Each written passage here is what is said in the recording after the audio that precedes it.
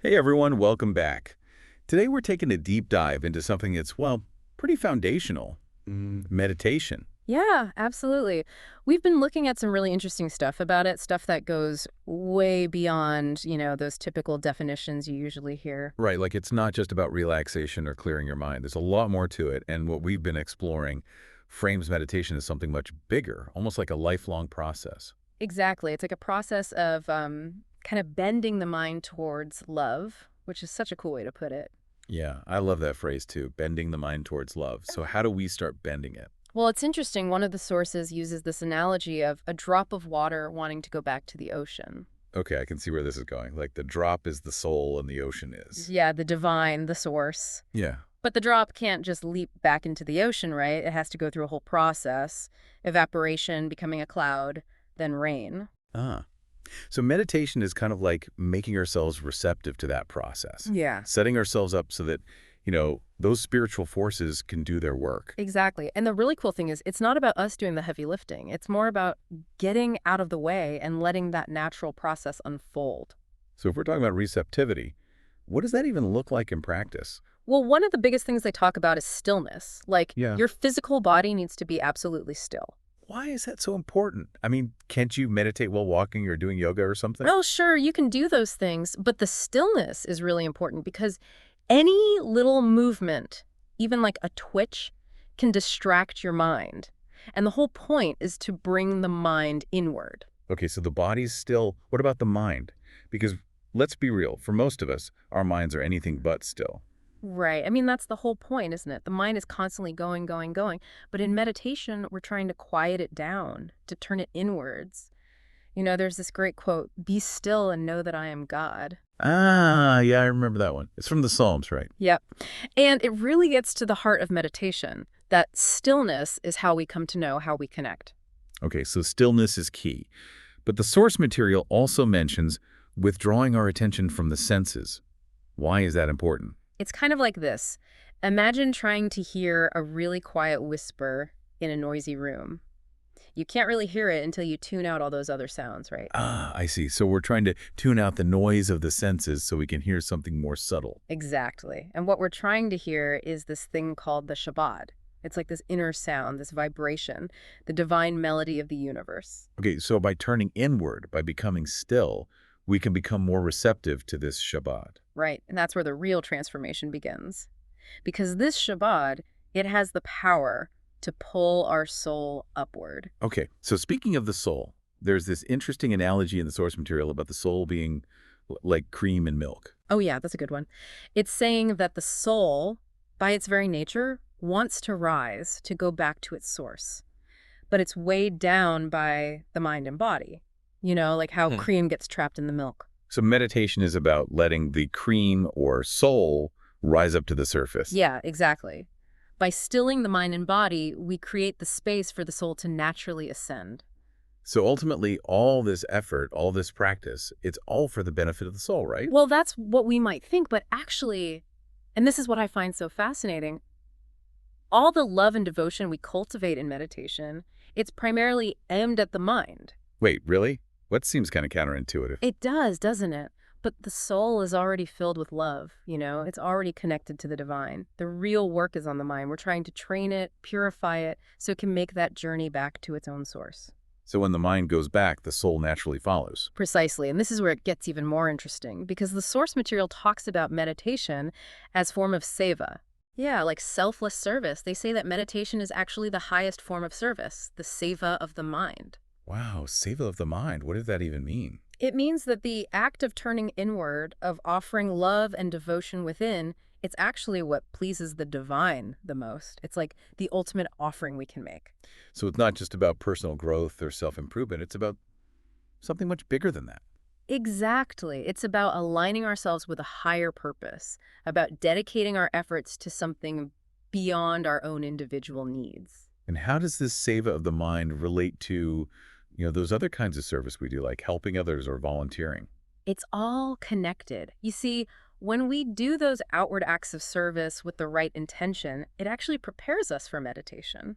How so? Well, think about it. When you're truly serving others, you're letting go of your ego, you're cultivating compassion, you're connecting with something bigger than yourself. And all of those things, they make it easier to turn inward and connect with the divine. That makes sense. So outer service can actually help us with inner service. It's like a feedback loop. They support each other, you know? And this seva of the mind, it doesn't just play a role before meditation, it also plays a huge role during meditation itself. Really? How so? Well, for one thing, it helps us actually get to our meditation seat. It gives us that resolve to sit down and practice every day. Right, because it's so easy to let those excuses creep in, like I'm too busy or I'll do it later. Exactly. But the mind seva, it helps us cut through those excuses. It converts intention into action. And it also helps us with all the other aspects of meditation, like sitting still, repeating the sacred names, and listening to the inner sound. So it's like this constant inner support system. Yeah, exactly. And it also helps us deal with all those negative mental states that can come up during meditation, like doubt, frustration, judgment, all that stuff. So it helps us clear out the mental clutter, so to speak. What kind of positive qualities does it foster? It fosters humility, surrender, selflessness. It helps us approach meditation with a sense of openness, curiosity, and even joy. Yeah, that's important because if we approach meditation with resistance or dread, it's going to be a lot harder to make any progress. Absolutely. And the ultimate goal, as they describe it, is to reach this state of one-pointedness, where the mind is completely focused on the Shabad and all other thoughts are excluded. Sounds pretty challenging, but also incredibly rewarding. It is. It Yeah. takes effort, but the rewards are definitely worth it. But I think it's important to remember that the way we approach meditation, our attitude, it really matters. It's not just about the techniques. So how do we approach it then? What's the best attitude to have? Well, like we were saying before, it's about bringing that seva spirit into it, that sense of offering. And it's also about being gentle with ourselves. We're not going to get it perfect every time. But the important thing is to just keep showing up, keep practicing. That makes sense. So we've talked about what meditation is, this idea of seva of the mind. But what about the actual practice? How do we actually do it? Okay, so they talk about three main components: simran, dhyan, and bhajan. Let's start with simran. What is that exactly? Simran is basically repeating certain sacred words or names silently in your mind. They're usually given to you by a spiritual teacher. And what's the purpose of doing that? The purpose is to gather your attention and draw inwards, specifically to the eye center. Miyai-san. Yeah, it's like a point between your eyebrows, a little higher, and it's considered a really important focal point for spiritual growth. Okay, so simran is about focusing the mind at the eye center. What about tain? What's that? Tian is kind of similar, but instead of repeating words, you're contemplating the form of the master, like visualizing them in your mind. And that also helps to focus the mind at the eye center. Exactly. And usually Simran and Tian are done together. They kind of work hand in hand to still the mind. Okay, so we have simran and tian. They prepare the ground, so to speak. Mm-hmm. And then we have atana. What happens in pana? Bhajan is where we actually listen to the Shabad, that inner divine melody.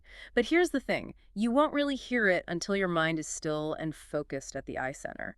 Oh, so that's why simran and dhyan are so important. They're like the prerequisites for bhajan. Precisely. They're like setting the stage for the main event.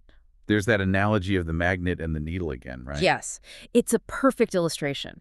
You see, just like a needle won't be attracted to a magnet unless it's within the magnet's field, our soul won't be pulled upward by the Shabad unless we bring our attention to the eye center. Ah, I see. So simran is like bringing the needle close to the magnet. Exactly. And then the Shabad, the magnet, can start to do its work, pulling our soul upward. This all sounds like it requires a lot of discipline. And the source material definitely emphasizes the importance of discipline in meditation. Oh yeah, big time. They say that consistent daily practice is absolutely essential, like at least 1/10 of your day. Wow, that's a significant commitment. It is, but they consider it our most important duty, our real seva. And it's not just about the quantity of time, it's also about the quality of our attention, the way we approach it. Right, it's not just about checking a box, it's about really showing up. And they talk about bringing those qualities we cultivate in our outer lives into our meditation. Things like responsibility, dedication, and obedience. Why are those so important? Because meditation is a journey. And like any journey, it has its challenges. There will be times when you want to give up, when you feel like you're not making progress. That's when those qualities come into play. It's about not giving up on ourselves, on our own potential. Exactly. And they make this interesting point that there's a difference between the master's commitment and the disciple's effort. Okay, I'm curious. What's the difference? So the master is always there, guiding and supporting us, but Get we that? have to put in the effort. We have to make the mind still. We have to reach the eye center. So it's a collaborative effort, but we have our part to play. Yes. And they use all these analogies to illustrate this. Like a teacher can't study for their student, a cook can't eat for their guest. We have to do our part. Makes sense. So how do we stay motivated? How do we keep pushing forward, even when it's tough? Well, for one thing, we need to be aware of all the excuses our mind comes up with. Like, I don't have time, I'm too tired, I'm not making progress. We have to recognize those as just excuses and gently push past them. Right, because the mind is a master of coming up with excuses. Oh, absolutely. It's like a little kid trying to get out of doing their homework. But we have to be the adults, We have to be firm but loving. And how do we do that? How do we parent our mind, so to speak? Well, it starts with making meditation a priority, like Mm. really understanding how important it is. Yeah, it's not just another item on our to-do list. Right. Something we make time for, even if it means sacrificing other things, because ultimately it's the most important thing we can do for ourselves. And it's not just about forcing ourselves to do it.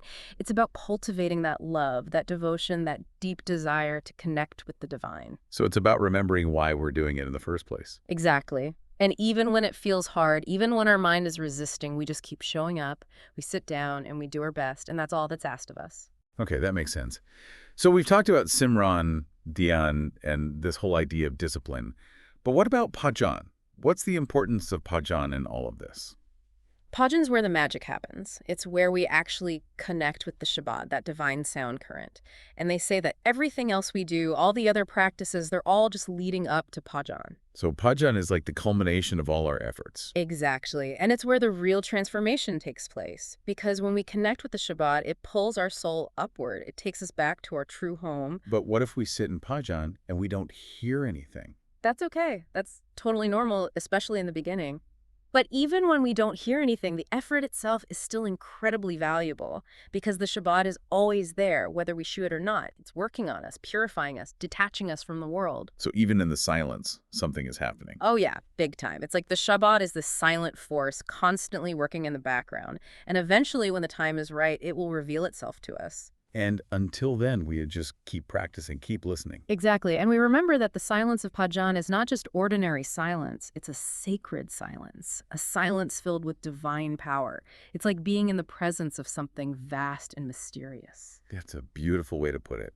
So I think what we've learned today is that meditation is not just about sitting quietly and trying to clear your mind. Yeah, it's way more than that. It's a profound practice, a form of Seva, a journey of transformation that takes us back to our true essence. It's about aligning our mind with our soul, with the jnai. And it's about doing it with love, with devotion, with a deep sense of purpose. Right.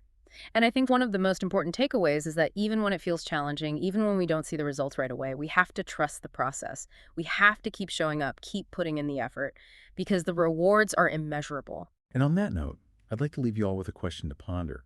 How might approaching your meditation practice as an act of loving service to something greater than yourself shift your experience? It's something to think about. And with that, we'll wrap up our deep dive into meditation for today. Thanks for joining us, and we'll see you next time.